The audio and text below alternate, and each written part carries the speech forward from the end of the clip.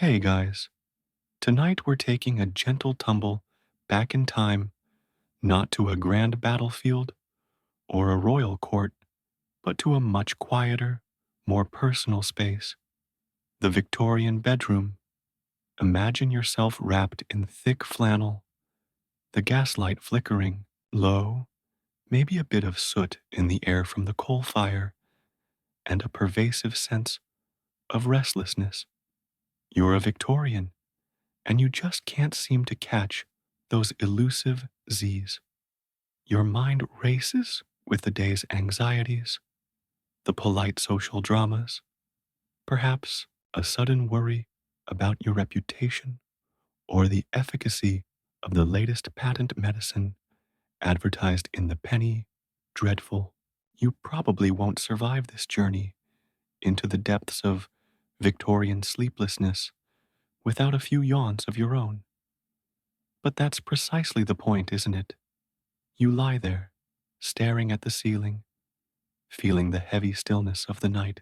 The city outside, even then, carried its own distant hum, the clip-clop of a lone cab, the faint cry of a street hawker, if it's still early, the distant, eerie hoot of an owl that somehow sounds more unsettling than comforting through the thick glass of your sash window. This wasn't some romanticized, idyllic sleep of the past. Oh no, the Victorians were just as prone to the torments of insomnia as we are, if not more so, given their often overstimulating social lives, restrictive clothing, and questionable diets. And when you factor in the general lack of effective medicine beyond laudanum, which, let's be honest, often traded one problem for another, you find a society deeply, deeply concerned with the quality of its slumber. Think about it. No Netflix to distract you. No late night scrolling through endless feeds. Just you, your thoughts, and the very real possibility of another night spent staring at the ceiling, counting the cracks in the plaster. Insomnia wasn't just an inconvenience.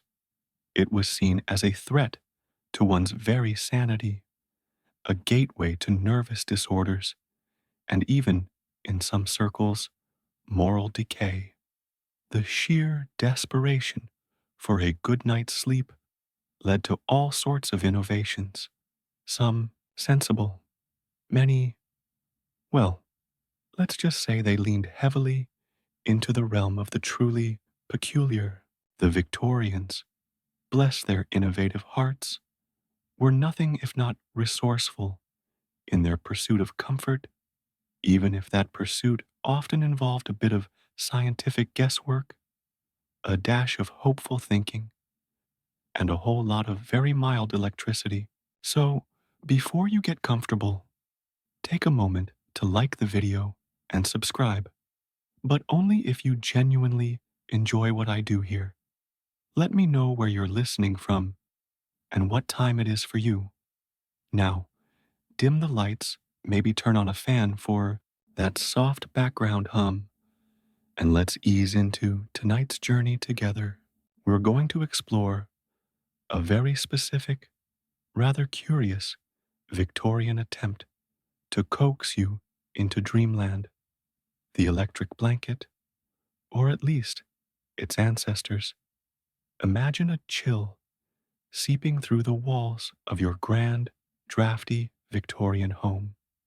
You pull the heavy quilts tighter, but a stubborn cold spot persists. What if there was a way to infuse warmth, a gentle, almost imperceptible warmth, right into your bed? And what if that warmth carried with it a whisper of therapeutic energy, a barely there hum that promised to soothe your frazzled nerves and guide you towards blissful oblivion? This wasn't just about physical warmth. It was about the idea of warmth and the burgeoning, often misunderstood, power of electricity. Historians still argue whether the widespread perception of Victorian frazzled nerves was a genuine societal shift or simply a more vocal articulation of anxieties that had always existed. But what's undeniable is the market that sprang up around the need for calm, from tonics promising to fortify the nerves to elaborate systems for rest cures. The Victorians were truly obsessed with managing their internal states, and into this mix stepped the electrical engineers, the amateur scientists, and yes, a few enterprising charlatans, all promising a new dawn in nocturnal tranquility. You see, the Victorian era was a time of immense fascination with electricity. It was this new, mysterious force, capable of lighting up cities and sending messages across vast distances.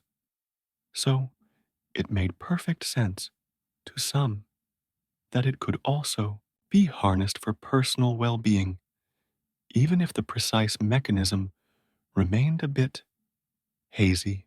So, you're tossing and turning, the gaslight now completely out, leaving you in that deep, oppressive Victorian darkness, save perhaps for a sliver of moonlight filtering through the gap in the heavy curtains.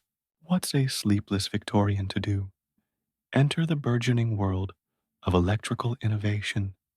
Not long after electricity began to move beyond parlor tricks and into public utility, someone, somewhere, had the bright idea: if electricity can power a light bulb, why can't it power a good night's sleep?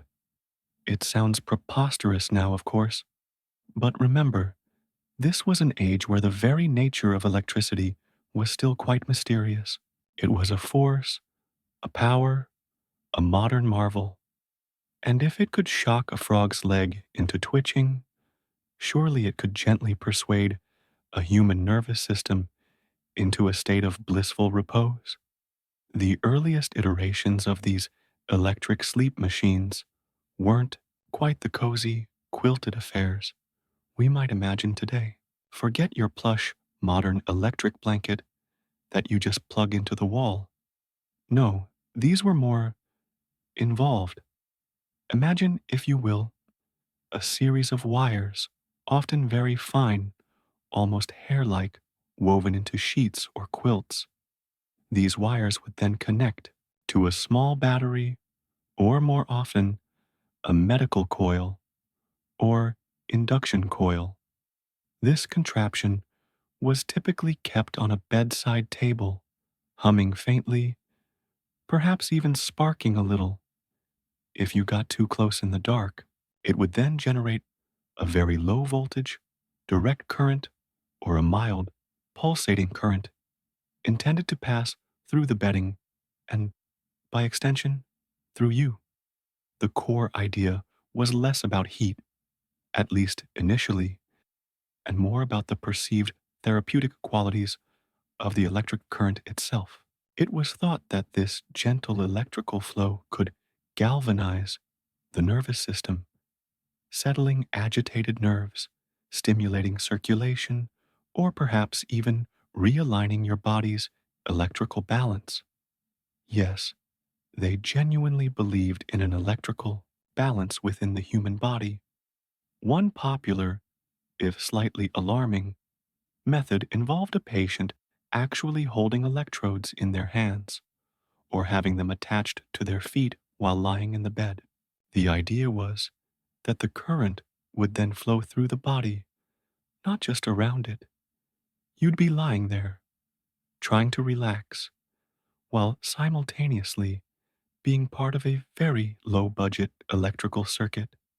Historians still argue whether the initial design intent was purely therapeutic current, or if the warmth produced by the resistance in the wires was an accidental but welcome byproduct. However, the warmth quickly became a key selling point, especially in drafty Victorian homes where central heating was a distant future dream. You'd certainly appreciate a bit of consistent warmth on a chilly December night, even if it came with a side of mild electrocution. One particularly quirky, early design, patented by a Mr. William Perkins in 1883, wasn't so much a blanket, but a kind of electrically warmed bed boot designed to keep your feet toasty. Because, as everyone knows, cold feet are the absolute enemy of a good night's sleep. If only someone had told him about wool socks. The very concept of a sleep machine sounds like something out of a steampunk novel, doesn't it? Yet these devices were very much real, part of a broader fascination with electricity's potential for health and wellness. They weren't always called electric blankets either. Terms like galvanic bedding, electropathic quilts, or even simply electrical comfort appliances dotted the advertisements of the era. The naming convention often hinted at the presumed benefits, whether it was the calming effect of galvanism or simply the promise of a comforting warmth that would lull you into slumber. It was a wild west of invention and speculation, where science and salesmanship often intertwined in peculiar ways. You can almost picture it: the dimly lit bedroom, the hum of the induction coil, the faint metallic scent of ozone in the air, and you lying there, trying to convince yourself that this subtle tingling sensation is indeed the path to dreamland. It might not have been what we consider genuinely electric sleep, but it was certainly a step on the long, winding road to the heated comfort we sometimes take for granted today. These early attempts, while perhaps more charmingly naive than truly effective, represent a fascinating intersection of burgeoning technology, a desperate human need, and the ever present entrepreneurial spirit, even if that spirit occasionally strayed into the realm of the wonderfully bizarre. So, you're connected to your electric sleep machine, perhaps feeling a faint tingle and wondering just what kind of scientific wizardry is at play. The answer, dear sleepless Victorian, lies largely in the rather fascinating, if often misguided, realm of galvanism. Coined after the 18th century Italian physician Luigi Galvani, who famously made frog legs twitch with electricity, galvanism became a buzzword, a catch-all term for the therapeutic application of direct electrical currents. It wasn't quite understood, but it certainly did something. And in an era fascinated by invisible forces, doing something was often enough to launch 1,000 hopeful cures. Imagine the atmosphere of a Victorian scientific lecture. A gentleman in a frock coat might be demonstrating a voltaic pile and early battery, producing sparks and jolts. The audience would be mesmerized. This newfound control over an invisible force felt like magic. If a static electricity machine could make your hair stand on end, or a galvanic battery could stimulate muscles, why couldn't a very mild, continuous current soothe jangled nerves and coax sleep? The leap, in their minds, wasn't illogical, just premature.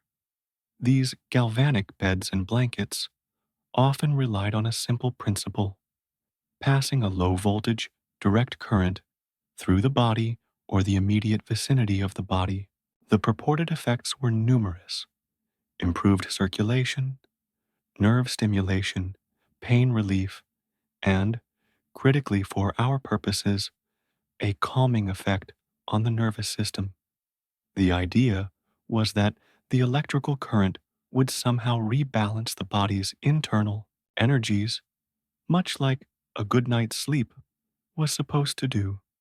Think of it as a very early, very rudimentary form of biofeedback, only instead of your brain waves, they were trying to harmonize your entire electrical being. One mainstream historical fact about this era is that electrotherapy itself was a legitimate, albeit poorly understood, branch of medicine. Doctors, even reputable ones, experimented with electric currents for various ailments, from paralysis to neuralgia. It wasn't all quackery.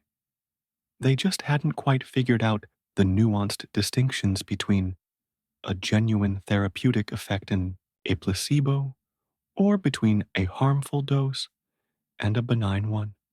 This broad acceptance of electrotherapy, however, opened the door wide for the less scrupulous individuals to market all sorts of dubious devices to the general public.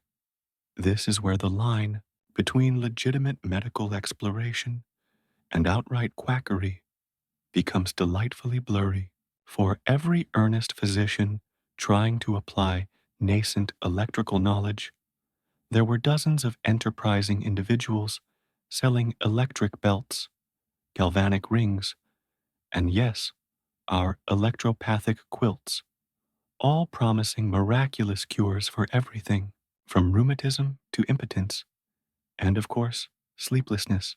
These devices often contained little more than a few copper and zinc plates, perhaps a small battery, and a hefty dose of wishful thinking. The current they produced was usually so weak as to be imperceptible, or barely so.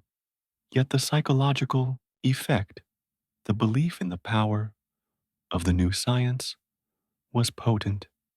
A particularly quirky or fringe tidbit from this period is the concept of animal magnetism, not the same as actual magnetism, but a vital force idea that often intertwined with early electrical theories. Some practitioners believed that the human body possessed its own invisible magnetic fluid, and that electrical currents could somehow realign or recharge this fluid, leading to improved health and, crucially, better sleep. So, you weren't just getting a gentle current, you were potentially getting a remagnetization of your very being, preparing you for a night of undisturbed slumber. It makes you wonder if they ever tried just giving people a strong cup of chamomile tea. Historians still argue whether the popularity of these galvanic devices stemmed more from a genuine belief in their efficacy based on anecdotal evidence, or from the sheer novelty and scientific appeal of electricity as a modern wonder. Was it the slight warmth, the imperceptible hum, or simply the psychological comfort of trying something new and cutting edge that truly offered relief? It's a fascinating chicken or egg scenario. But one thing is clear: the Victorians, in their quest for a good night's rest, were willing to plug themselves into some rather intriguing electrical contraptions, all in the name of science, comfort, and perhaps a touch of self delusion. With the stage set for galvanism and its mysterious allure, you might now be wondering who exactly were the ingenious or perhaps audacious minds behind these early electric sleep machines. This wasn't the domain of established university professors or renowned medical institutions, at least not initially. No, the earliest inventors and purveyors of these devices were often an eclectic mix of self taught electricians, opportunistic entrepreneurs, and charismatic figures who saw a lucrative niche in the burgeoning wellness market. They were the original disruptors, long before that term became a tech bro cliche. Imagine a bustling Victorian street, perhaps a market stall, or a small, rather dusty shop filled with an array of strange contraptions. Here, you'd find individuals like Jerome Kidder, an American inventor who made a name for himself in the late 19th century, producing various electromedical apparatus. While not solely focused on sleep, Kidder's machines, often powered by hand-cranked dynamos or basic batteries, were widely marketed for their general therapeutic benefits, including nerve soothing. He wasn't inventing a specific electric blanket, but his work certainly laid the groundwork for the idea of applying electricity to the body for comfort and health. His devices were a mainstream historical fact in the sense that they were widely available and purchased, even if their efficacy was debatable. Then there were the truly flamboyant characters, the showmen who understood the power of a good demonstration. Think of figures like Dr. Hercules Sanche, a Canadian born electrician who became infamous for his electropoise device. While not a blanket, the electropoise was a small metal cylinder that, when immersed in cold water, was supposedly capable of drawing vitalizing electricity from the atmosphere and conveying it to the user. It promised to cure everything under the sun, including, of course, insomnia. Sanche was a master of advertising and persuasion, peddling his device with fervent testimonials. The fact that the electropoise contained no actual electrical components and was essentially a fancy metal tube makes it a prime example of a truly quirky or fringe tidbit from the era, highlighting the public's eagerness to believe in the mysterious power of electricity.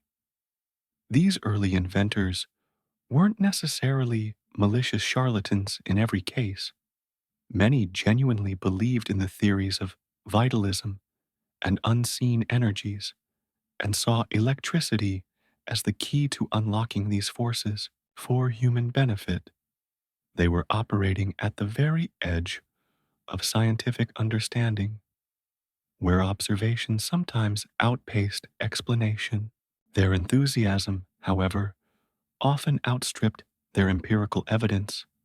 Historians still argue whether the widespread adoption of these personal electrotherapy devices was a testament to clever marketing, a placebo effect, or genuinely mild therapeutic benefits, perhaps from the warmth of the wires, if nothing else.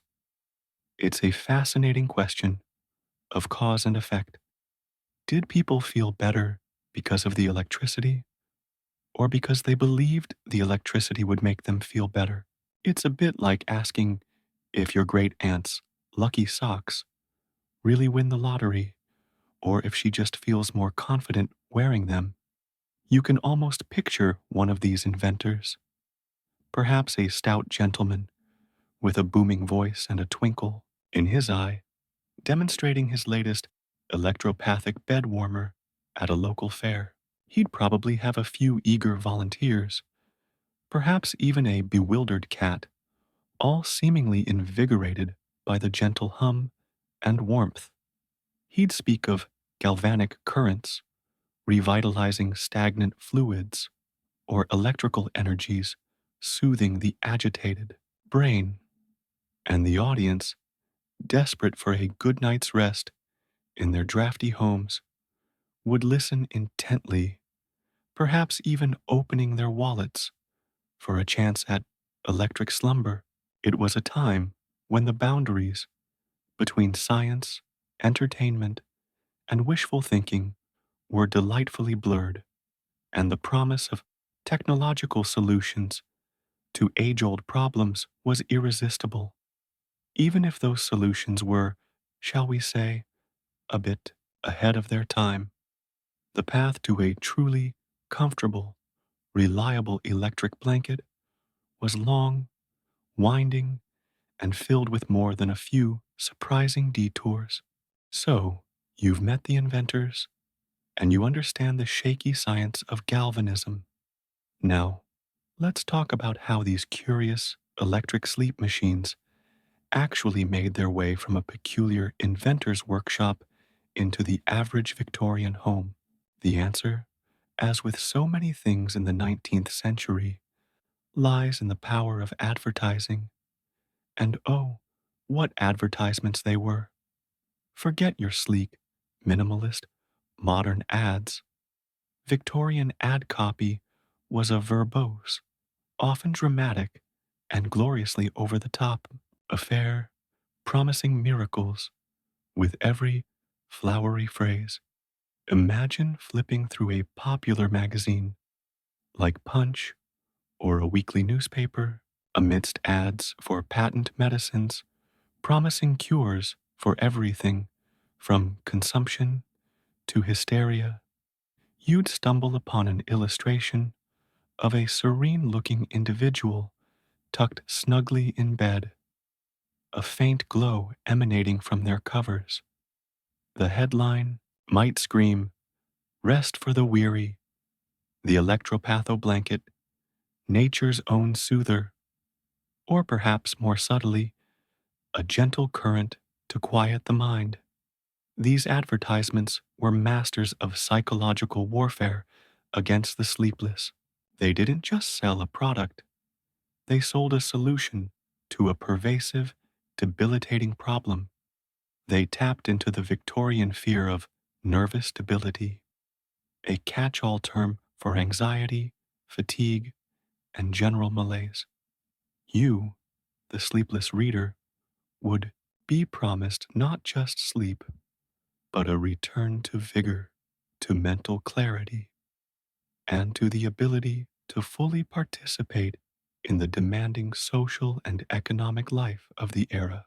They cleverly linked good sleep with success and vitality, and poor sleep with a decline into weakness and failure. A mainstream historical fact here is that Victorian advertising pioneered many techniques still used today, including the use of testimonials. These were often featured prominently, purporting to be from grateful users whose lives had been transformed. "My dear sir," one might read, "after years of restless nights, your galvanic quilt has restored me to perfect health and repose. My wife, too, sleeps soundly for the first time in a decade." Whether these testimonials were genuinely unsolicited or cleverly manufactured is, of course, another matter entirely, but they were incredibly effective at building trust and desire among a public eager for relief. The language used was often laden with scientific sounding jargon, even if the science was shaky. Words like galvanic, magnetic, electrovital, and nervine were sprinkled liberally, giving an air of legitimacy to what might otherwise seem like a simple, heated blanket. They played on the public's fascination with the new, mysterious power of electricity, suggesting it held secrets that modern science was only just beginning to unlock. It was the smart bed of its day, but with more arcane terminology. Here's a quirky or fringe tidbit. Some advertisements didn't just promote the blanket for sleep, they hinted at broader health benefits, from easing rheumatic pains to improving digestion. One ad for an electric sleeping pad even claimed it could draw out impurities from the blood while you slept, essentially turning your slumber into a detox session. So, not only would you sleep soundly, but you'd wake up purified. and revitalized, ready to face the day's moral challenges. It was the ultimate multitasking bed accessory. Historians still argue whether the elaborate and often hyperbolic claims made in these advertisements were a reflection of genuine public credulity or simply a reflection of the prevailing sales tactics of the era, where sensationalism was the norm. Was the average Victorian genuinely convinced by the promises of vitalizing currents, or were they simply desperate enough to try anything that offered a glimmer of hope for a peaceful night? Perhaps it was a bit of both, a blend of scientific optimism and a yearning for an easy solution to a persistent problem. Whatever the motivation, these grand advertisements certainly captivated the imagination, transforming a simple piece of wired fabric into a beacon of hope for the weary.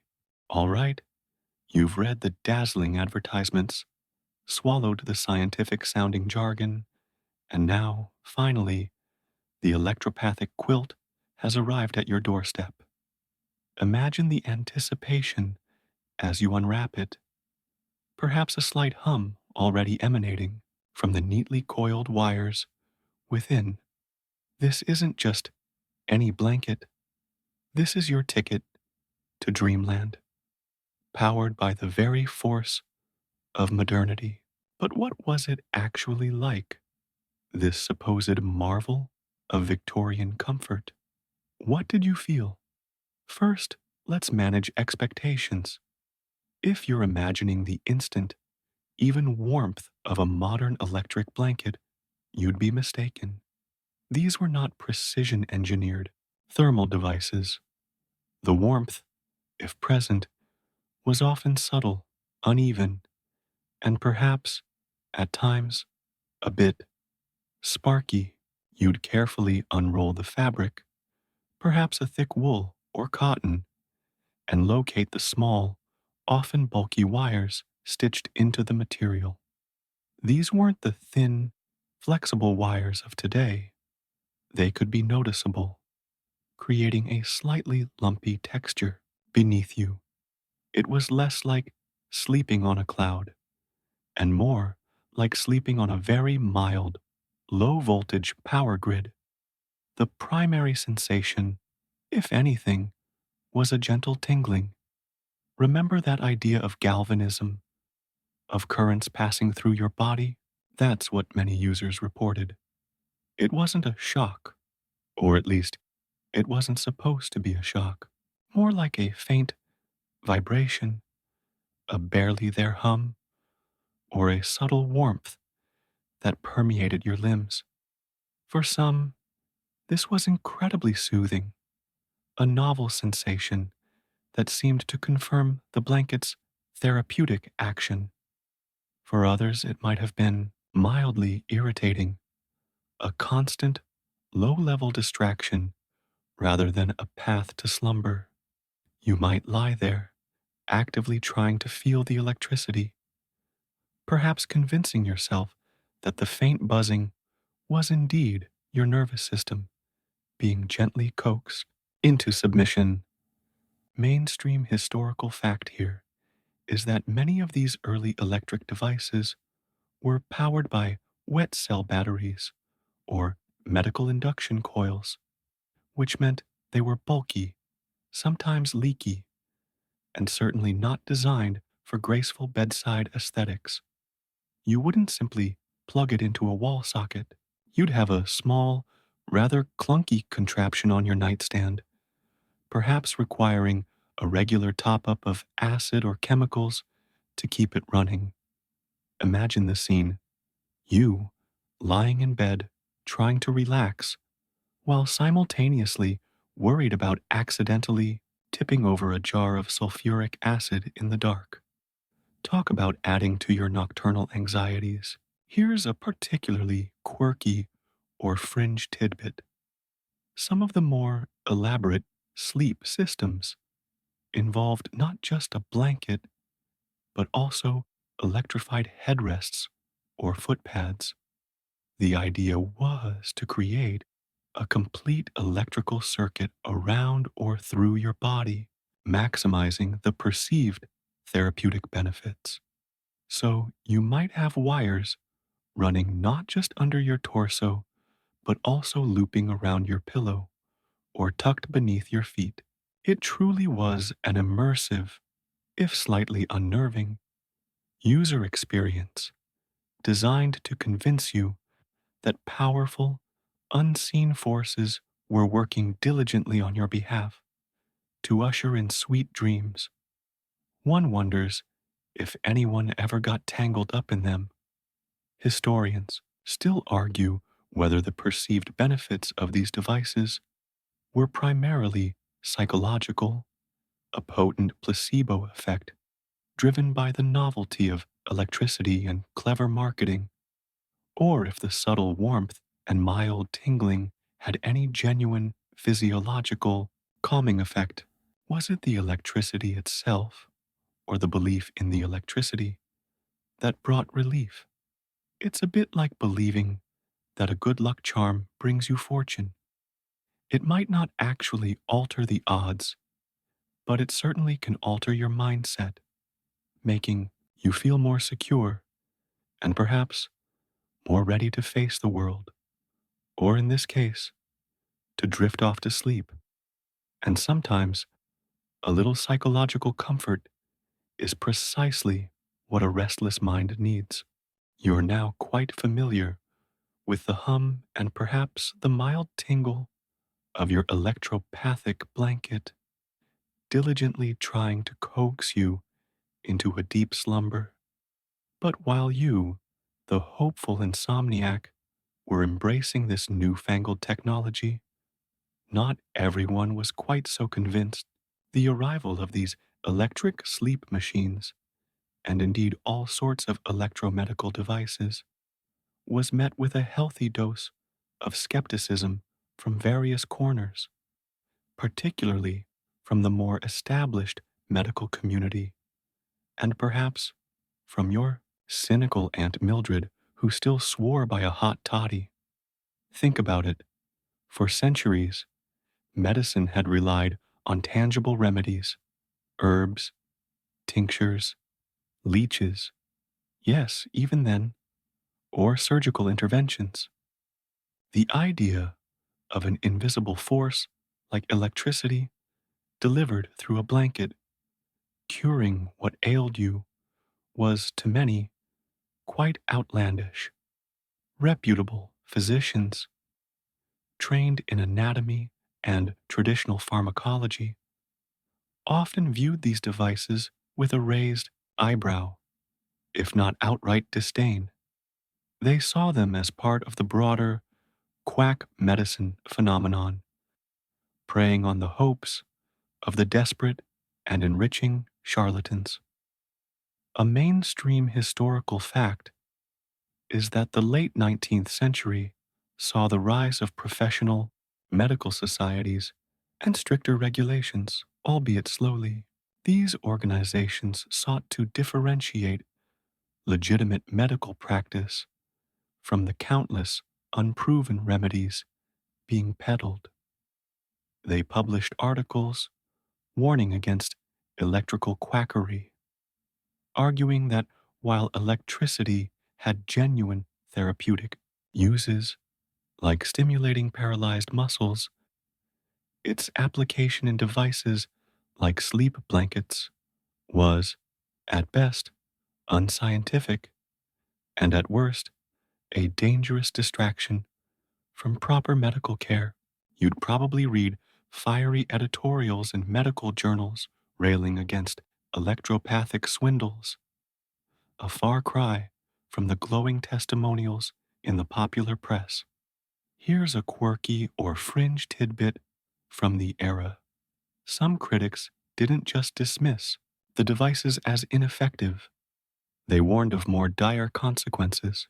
There were sensationalized reports, perhaps apocryphal, of individuals receiving accidental shocks or of the devices causing actual fires in drafty homes. Imagine trying to fall asleep, only to be jolted awake by a stray spark, or worse, the faint smell of burning wool. It was a perfect storm for public skepticism, dubious claims, unproven science, and the very real possibility of accidental combustion. Your cynical Aunt Mildred might have actually been onto something. Historians still argue whether the medical establishment's skepticism was purely a scientific objection to unproven methods, or if it also contained an element of professional protectionism against unregulated competition. Were they genuinely concerned about public health, or were they also worried about charlatans eroding public trust in proper doctors? It's a bit like the early days of any new technology. The established order views it with suspicion, and sometimes for good reason, but sometimes they also miss the boat on genuine innovation because it doesn't fit their pre existing frameworks. Regardless, the pushback meant that these electric sleep machines never quite gained full medical endorsement, remaining largely in the realm of consumer novelty and self help. You, the insomniac, were left to navigate a landscape of conflicting advice, trying to decide whether to trust the glowing testimonials or the stern warnings of the medical elite. Good luck with that. So you're lying there, perhaps in a galvanic slumber, while the medical establishment quietly shakes its collective head. The crucial question then is what exactly was happening when that mild current passed through you or your bed? Were these devices actually doing anything physiologically, or was it, as the skeptics suggested, all in your head? This is where the historical debate truly becomes fascinating. One mainstream historical fact regarding the scientific understanding of the time is that the biological effects of electricity were still largely a mystery. While they knew electricity could stimulate nerves and muscles, think of Galvani's twitching frog legs, the precise mechanisms by which it might soothe an entire nervous system were completely unknown. They operated on broad theories about vital forces and nervous energies, concepts that were more philosophical than strictly scientific in our modern sense. They believed electricity could retune the body, but how that retuning manifested as sleep was a grand leap of faith. Imagine trying to explain Wi Fi to a Victorian. They'd grasp the idea of invisible waves, perhaps, but the sheer complexity of data transfer would be baffling. Similarly, their understanding of biological electricity was in its infancy. They hadn't yet discovered neurons, synapses, or the intricate electrical signaling within the brain that truly regulates sleep. So, while you might have felt a tingle, or a subtle warmth, or perhaps nothing at all, the actual impact on your sleep cycle was likely negligible, if direct. However, here's a particularly quirky or fringe tidbit. Some proponents argued that the gentle warmth generated by the resistive wires was the true, albeit indirect, therapeutic benefit. If the current wasn't strong enough to cause a profound neurological effect, it certainly could generate a little heat, and a consistently warm bed in a drafty Victorian mansion could undeniably be conducive to sleep. Think of it as a very early, very inefficient space heater tucked into your sheets. So, while the galvanic current might have been the advertised marvel, the simple prosaic comfort of warmth might have been the actual unsung hero of your supposed electrical slumber. It's like buying a fancy, smart water bottle that buzzes when you need to drink, but you only ever use it for the free water.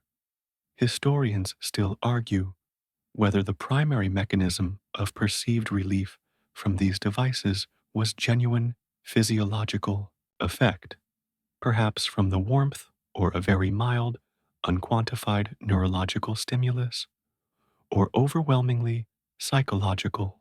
Was it the simple placebo effect, where the belief in the cure itself brought about the desired outcome? You've invested money, you're trying a scientific solution, and that positive expectation can often quiet a restless mind more effectively than any weak electrical current. The human mind is a powerful thing, capable of manifesting relief simply through belief. It's a bit like giving a crying baby a pacifier. It might not address the underlying issue, but it can certainly provide comfort and quiet.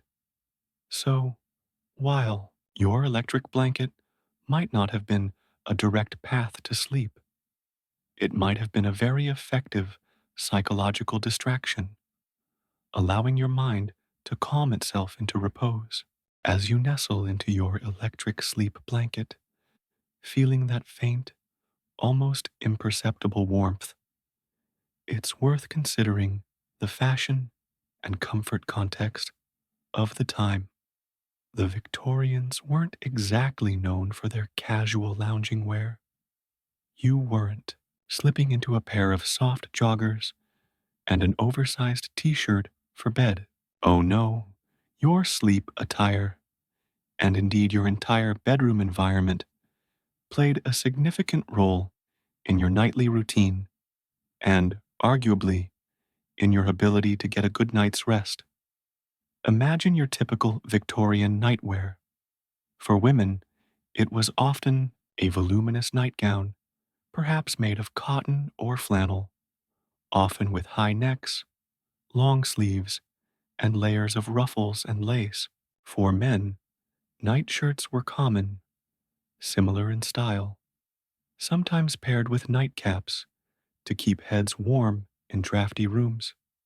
These garments, while perhaps cozy by contemporary standards, were certainly more restrictive and heavy than modern sleepwear. And then there were the beds themselves. A mainstream historical fact is that Victorian beds were often elaborate affairs, featuring heavy, ornate bed frames, sometimes with canopies and thick, layered drapes. The mattresses could be stuffed with horsehair, straw, or feathers, and were often very firm. Layered on top would be numerous heavy blankets, quilts, and spreads designed more for insulation in unheated rooms than for breathability or light comfort. So, even before you introduced a potentially lumpy electric blanket, you were already dealing with a significant amount of weight and fabric. Now, consider how our electric blanket fit into this. The idea of adding even more bulk with wires woven through might seem counterintuitive to comfort. However, in an era where effective central heating was a luxury enjoyed by very few, and most homes were inherently drafty and cold in winter, the promise of consistent, radiating warmth was incredibly appealing. You could bundle up in your heavy nightgown, pile on the thick quilts, and then add this newfangled device to ensure a consistent, if mild, temperature. It was less about reducing layers and more about enhancing the warmth within those layers. Here's a quirky or fringe tidbit. Some of these early electric bedding systems weren't just blankets, they included electrically heated warming pans or even small wired cushions placed under the sheets. Imagine your maid, or perhaps yourself, carefully placing an electric warming pan into the bed, before you retired, hoping to preheat your sleeping chamber.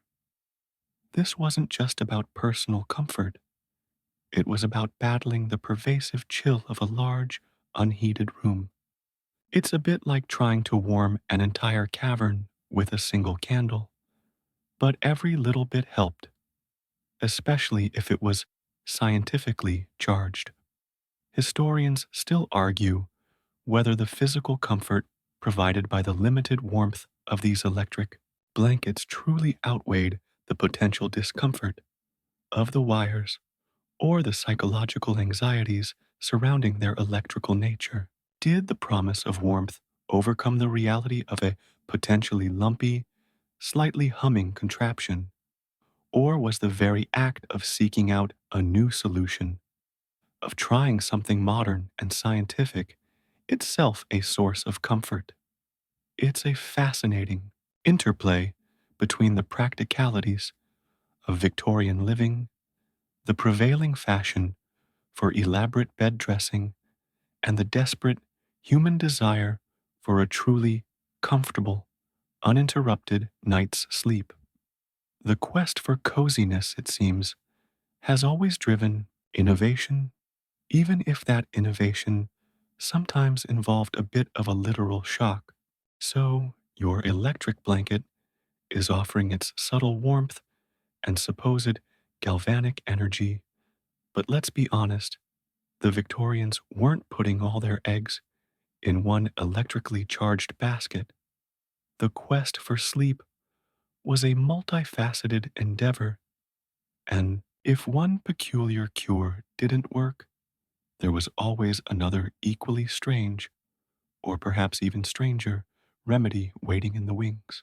Beyond the hum of induction coils, a fascinating array of alternative sleep aids populated the Victorian landscape. One mainstream historical fact is the widespread use of opiates, particularly laudanum, as a sleep aid. This was a tincture of opium and alcohol, readily available at apothecaries and even general stores, and often given to children as well as adults. It was cheap, effective, at inducing sleep at least, and alarmingly common. Imagine a mother giving her restless child a few drops of a dark, bitter liquid to help them drift off. While effective, the widespread addiction and long term health consequences were, of course, devastating, a dark undercurrent to the era's pursuit of tranquility. But beyond the truly dangerous, there were numerous other concoctions and practices. Consider the sleeping draughts made from herbal remedies. These might include concoctions of valerian root, chamomile, or hops, often steeped in hot water or mixed with alcohol. These were the Victorian equivalent of your grandmother's secret tea remedy, passed down through generations. Some certainly had mild sedative properties, offering a gentler, if less dramatic, path to slumber than the potent opiates. Here's a particularly quirky or fringe tidbit. The belief in the power of diet to influence sleep was strong, leading to some rather specific and sometimes peculiar culinary recommendations for insomniacs. For instance, some doctors recommended a very light supper, perhaps just a piece of dry toast and a glass of milk, to avoid indigestion that might disturb sleep. Others suggested a more surprising remedy, eating lettuce before bed. The idea was that lettuce contained mild narcotic properties, making it a natural, gentle sedative. So, you might find yourself munching on a small, bitter salad in your nightgown, hoping it would magically induce dreams. It's a bit like believing that counting sheep actually works. It's the ritual as much as the actual property. Historians still argue whether the popularity of these diverse remedies stemmed from a genuine understanding of their physiological effects, or if it was more a testament to the powerful placebo effect and the desperate human need for agency in the face of a problem like insomnia. Was it the laudanum's chemical punch, the herb's subtle compounds, or simply the psychological comfort of doing something that truly helped? It's a complex tapestry of desperation, limited scientific understanding, and the enduring human desire to find peace at the end of a long day. You might have tried the electric blanket, then the laudanum, then the lettuce, a truly exhaustive and occasionally alarming journey towards a peaceful night's rest. Having explored the realm of electric blankets and the myriad of alternative sleep remedies, you might start to wonder, if electricity was so exciting, did they stop at just warming your bed? Oh, my dear sleepless Victorian, they most certainly did not. The fascination with electrotherapy permeated almost every aspect of life, leading to the creation of even more peculiar and often utterly charming electric therapeutic devices that went far beyond mere blankets. One mainstream historical fact is the widespread popularity of electric belts. These weren't for sleep per se, but for a whole host of other ailments. Imagine a belt, often made of fabric, studded with small copper and zinc plates or tiny batteries. You'd strap it around your waist or chest or even your ankles, believing that the constant, mild current would cure everything from indigestion and rheumatism to nervous exhaustion and even baldness. They were the original wearable tech, promising vitality and vigor with a subtle hum. You'd wear one under your clothes, secretly zapping your way to better health, or at least believing you were. But let's delve into the truly strange. Here's a particularly quirky or fringe tidbit: the invention of the electric corset. Yes, you heard that right. Designed primarily for women, these corsets incorporated thin wires or small electrodes meant to deliver mild electrical currents to the wearer's torso. The advertised benefits included improved posture, which a corset already did, arguably, enhanced circulation, and even, in some audacious claims, a reduction in waist size. Imagine the discomfort, already squeezed into a rigid corset. Now you're getting a gentle, perhaps slightly irritating, electrical current as well. It was the ultimate combination of Victorian fashion and electrotherapeutic optimism, promising both aesthetic perfection and internal wellness through a single, rather constricting, garment. One can only imagine the conversations around the ladies' changing rooms. Historians still argue whether the proliferation of these diverse electric devices reflected a genuine, widespread belief in electrotherapy among the general public, or if it was more a symptom of a burgeoning consumer culture that enthusiastically embraced novelties. Was it pure gullibility, or a reflection of the limited medical options available at the time, making any new scientific cure seem worthy of a try? It's a bit like the fad for various fitness trackers today. Are they genuinely improving your health? Or are they just a fashionable way to feel like you're doing something?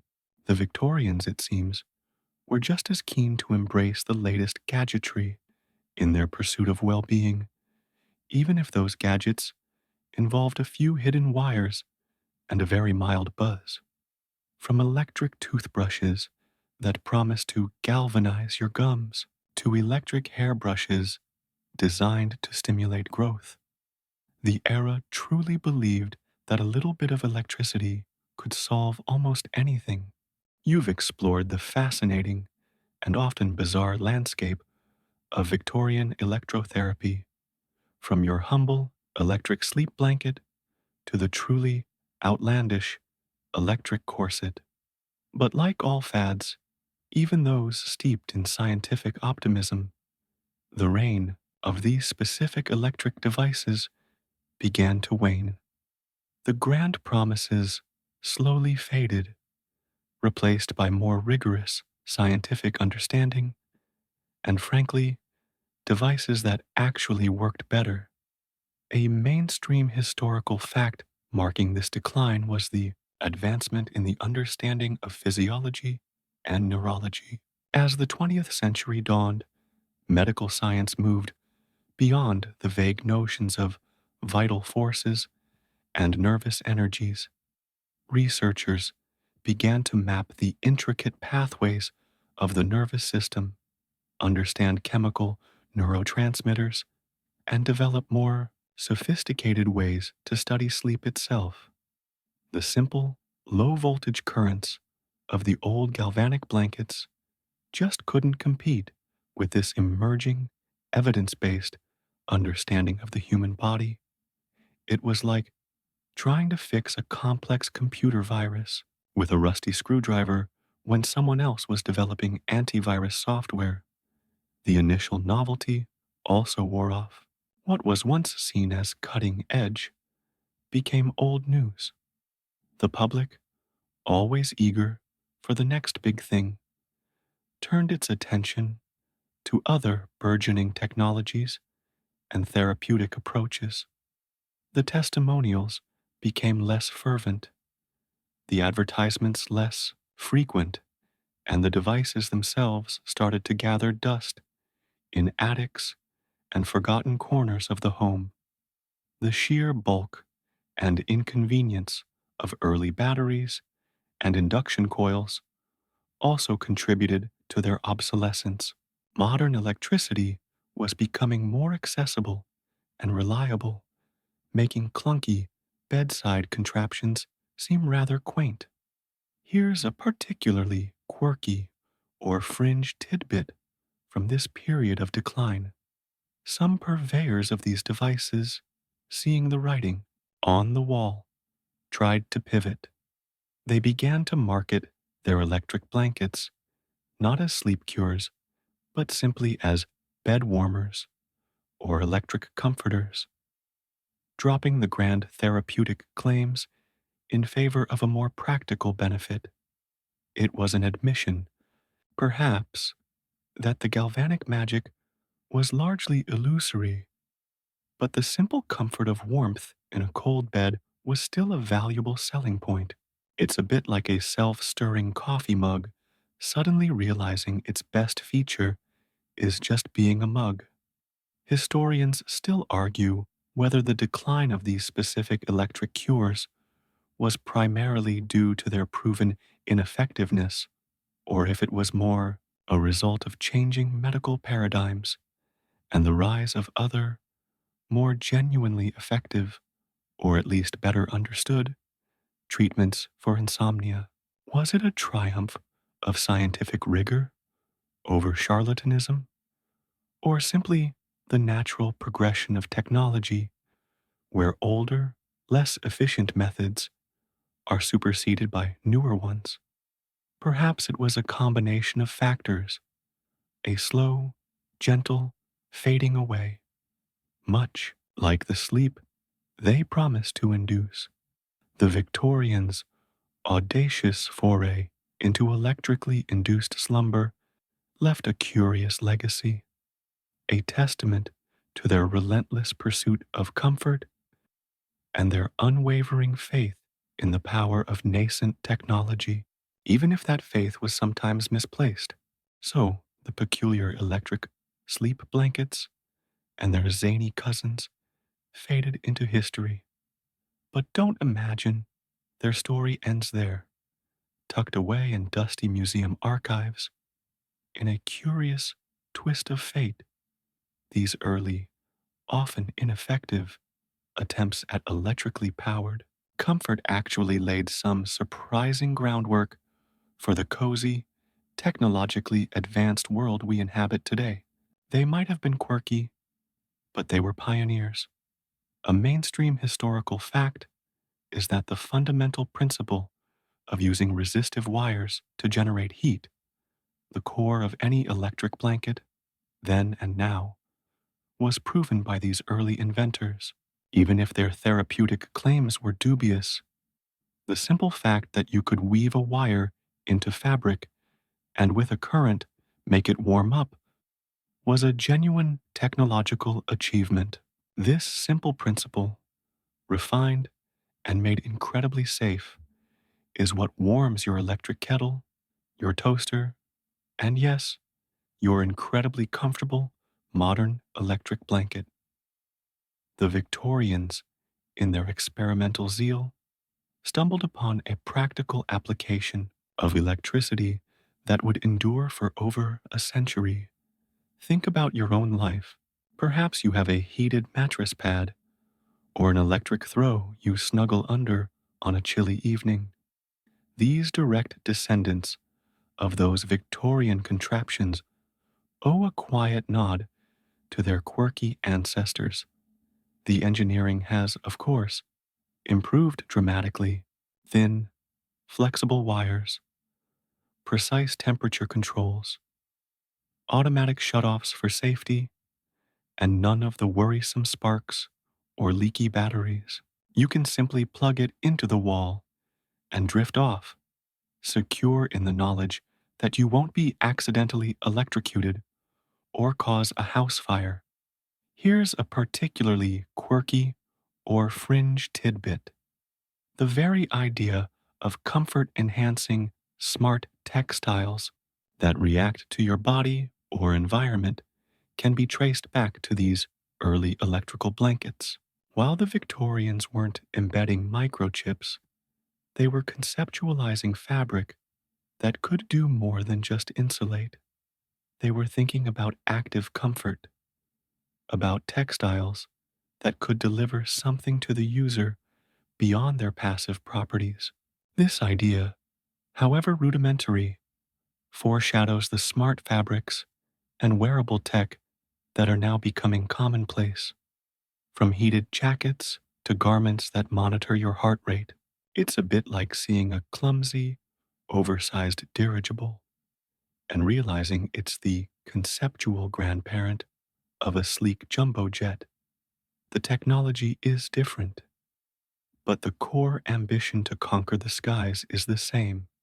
Historians still argue whether the lasting legacy of these early electric sleep devices is primarily a testament to human ingenuity and the persistent quest for comfort, or if they serve as a cautionary tale about the perils of pseudoscience and uncontrolled innovation.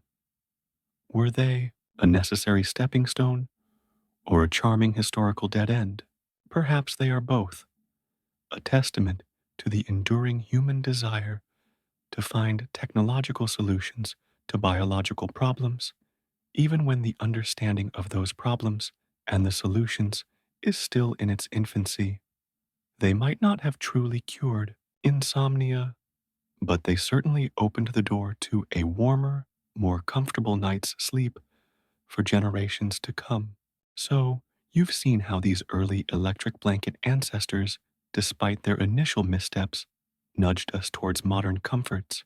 But their story is also a tiny subplot in the much grander, slower narrative of how humanity has come to understand sleep itself. The path from those vague Victorian notions of nervous stability to our current understanding of sleep cycles, brain waves, and the myriad factors influencing rest has been a long, winding, and often surprisingly slow one. A mainstream historical fact here is that for much of human history, sleep was largely a mystery. People understood its necessity, of course, but the biological processes behind it were utterly unknown.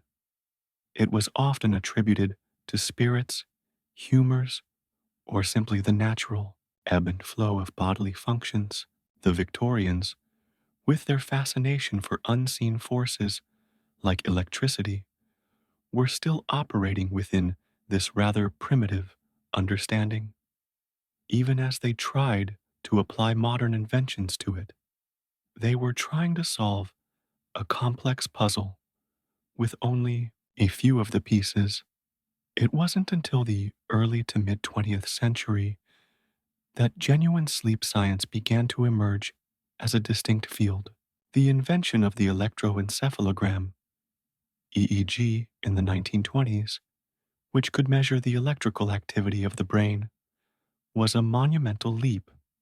Suddenly, scientists could observe different patterns in brain waves during sleep, leading to the discovery of distinct sleep stages, including REM, rapid eye movement, sleep. This was a far cry from the Victorian idea of simply quieting the nerves.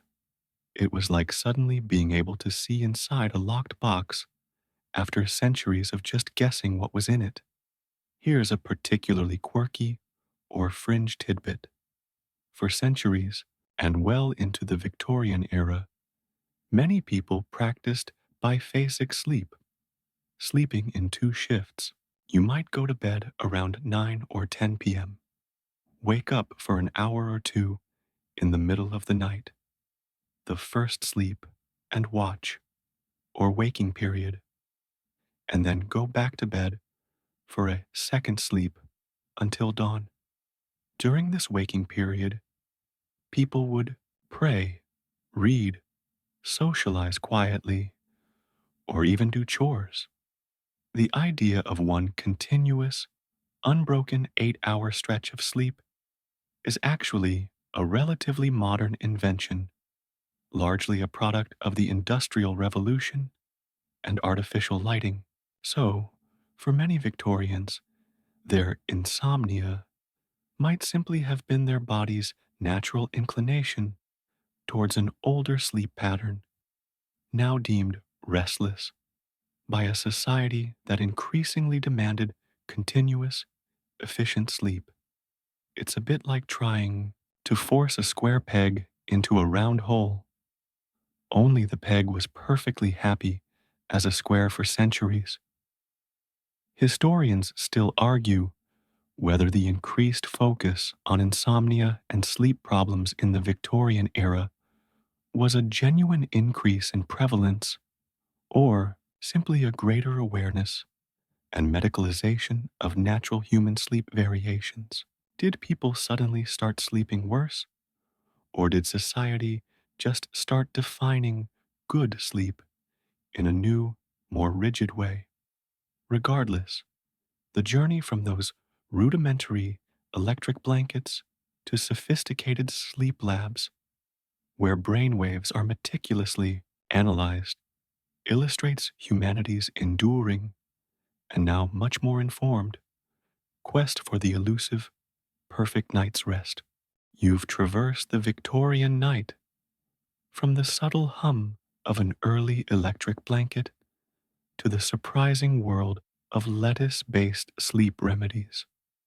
We've seen how desperation and burgeoning technology intertwined in the quest for slumber, and how these early, often charmingly naive, attempts at comfort laid unexpected groundwork for our modern world.